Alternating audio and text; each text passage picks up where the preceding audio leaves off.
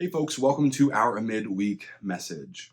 As we've been talking about over the last couple of weeks, springtime is one of my favorite times of the year because it's always such a moment of hope for me. I love seeing the flowers start to emerge and bloom.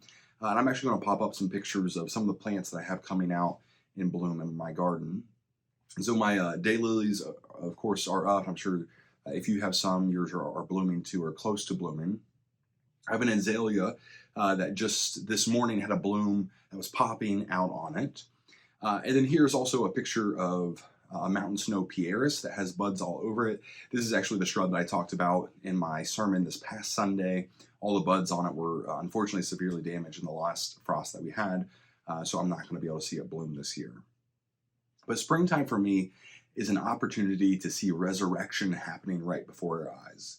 Right, we see plants and things, part of creation, emerge out of the tomb of winter and awaken into new life. And this is part of what makes springtime so fun to talk about for me. We all love to think about warmer weather, beautiful flowers, trees and grasses and shrubs all greening up again. But sometimes when we talk about the beauty of this season, we actually don't talk about the uglier parts of spring. And I was reminded of this in an article that I recently read by Parker Palmer. Palmer is an American author and educator who focuses a lot on spirituality. And so in this article, he says, "I will wax romantic about spring and its splendor in a moment, but first there is a hard truth to be told. Before spring becomes beautiful, it is plug ugly, nothing but mud and muck. I have walked in the early spring through fields that will suck your boots off, a world so wet and woeful it makes you yearn for the return of ice.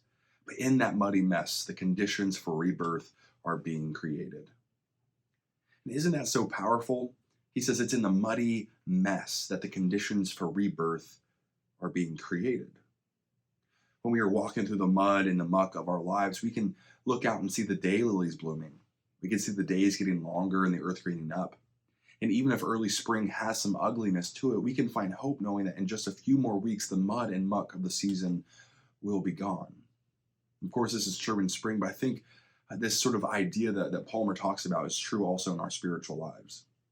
And sometimes we have to walk through the muck and mud of our lives in order to get to the new life that God promises for us. We have to go to the cross and to the tomb before we get to resurrection. In our own lives, we have to walk through death before we experience new life. But one of those wonderful pieces of hope that we have is that even when we are going through these tough times, even when we are having to walk through the mud and the muck, God is walking through it with us. Like the daylily that makes me smile and gives me hope for better weather, like the azalea blooming that reminds me that new life is coming, God shows up in our lives to help us through even the most difficult moments. So my friends, have faith. Spring is here. Hope is being born. New life is in our reach. And even when we are experiencing the muddy mess, the good news is that God is with us. So thanks for tuning in to this week's A Midweek Message, and blessings on the rest of your week.